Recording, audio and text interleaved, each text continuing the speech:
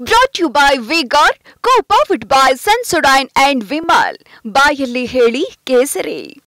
Associate sponsor Ultratech Cement. ಅಂದ್ರೆ ಹೊರದೇಶಕ್ಕೂ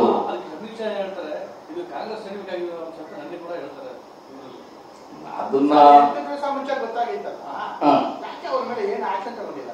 8/24 ಈಗ ಅದು ಸಂತ್ರಸ್ತೆಯವರು ಕಂಪ್ಲೇಂಟ್ ಕೊಟ್ಟಿದ್ದು 29ನೇ ತಾರೀಕು.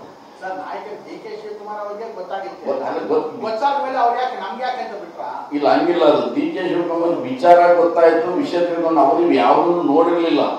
ಈ ಚುನಾವಣಾ ಪ್ರಚಾರ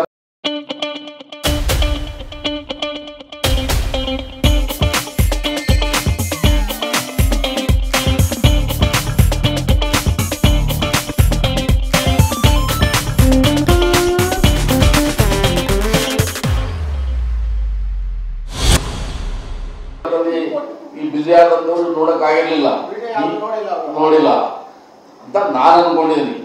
ಆದ್ರೆ ಇದನ್ನ ಇಮಿಡಿಯೇಟ್ ಆಗಿ SIT ಗೆ ಮಹಿಳಾ ಆಯೋಗ ಕಂಪ್ಲೇಂಟ್ ಕೊಟ್ಟ ಮೇಲೆ SIT ಇಮಿಡಿಯೇಟ್ ಆಗಿ ಕೊಟ್ಟಿದ್ದಾರೆ. ಅಲ್ಲಿವರೆಗೆ ಯಾವುದೇ ಕಂಪ್ಲೇಂಟ್ ಇರಲಿಲ್ಲ. ಕಂಪ್ಲೇಂಟ್ ಕೊಟ್ಟು ಇಮಿಡಿಯೇಟ್ ಆಕ್ಷನ್ ತಗೊಂಡಿದ್ದಾರೆ. ಸಂತ್ರಸ್ತೆ ಕಂಪ್ಲೇಂಟ್ ಕೊಟ್ಟಿದ್ದಾರೆ.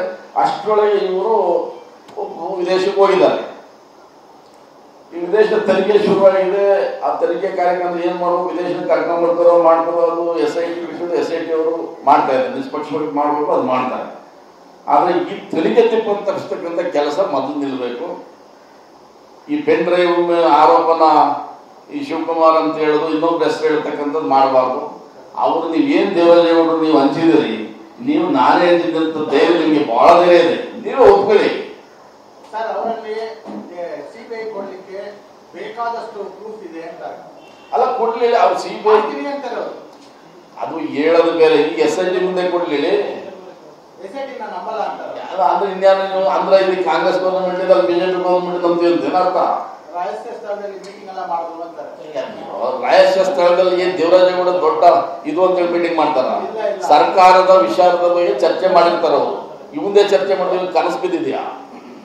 ದೇವರಾಜೇಗೌಡ ವಿಷಯನ ಮುಖ್ಯಮಂತ್ರಿ ಉಪಮುಖ್ಯಮಂತ್ರಿಗಳು ಯಾರಿಗೆ ಚರ್ಚೆ ಮಾಡ್ತಾರೆ? ಯಾವ ದೊಡ್ಡ ಇದೊಂದು ಚರ್ಚೆ ಮಾಡ್ತಾರೆ?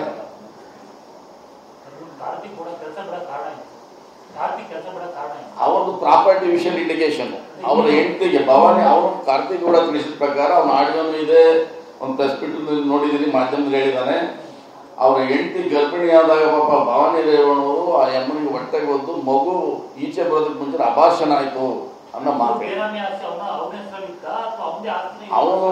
ಅವನು ಹೇಳೋ ಪ್ರಕಾರ ಅವನದು 13 ಎಕರೆ ಜಮೀನಿತ್ತು. ನನ್ನ ಜಮೀನಿಂದ ಆಚೆ 30 ಎಕರೆ, ಈಚೆ 40 ಎಕರೆ ಸರ್ಕಾರಿ ಜಮೀನಿದೆ. ಈ ಜಮೀನ ಬರ್ಸ್ಕೊಂಡ್ರೆ ಅಷ್ಟು ಜಮೀನು ಒಳಿಬಹುದು ಉದ್ದೇಶಕ್ಕೆ ನನಗೆ ಬಲವಂತ ಕೊಟ್ಟು ಆ ಒದ್ದು ಹೆಂಡತಿ ಹಿಂಸೆ ಕೊಟ್ಮೇಲೆ ನಾನು ಬರ್ಕೊಟ್ಟೆ ಅನ್ನೋ ಮಾತನ್ನ ಹೇಳ್ತಾನೆ. ಮಾಧ್ಯಮದಲ್ಲಿ ನೀವು ಕೇಳಿದ್ದೀರಿ. ಅದಕ್ಕೋಸ್ಕರ ಮಾಡಿದ ಹೊರತು ಇವು ಬೇನಾಮಿ ಅಷ್ಟೇ ಅವರ ಸೆಲೆಕ್ಟ್ ಮಾಡಿದ್ರು ಅಲ್ವಾ? ಆ ಉದ್ದೇಶ ಡಿಸ್ಪ್ಯೂಟ್ ಆಯ್ತು.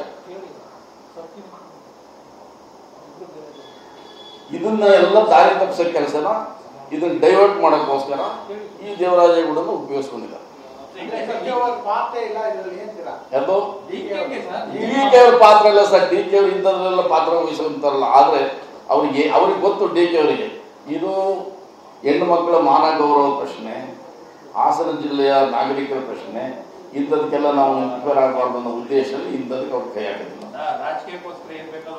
ರಾಜಕೀಯಕ್ಕೋಸ್ಕರ ರಾಜಕೀಯ ಮಾಡಬಹುದು. ಇದು ನೋಡಿ, ರಾಜಕೀಯಕ್ಕೋಸ್ಕರ ರಾಜಕೀಯ ಮಾಡಬಹುದು.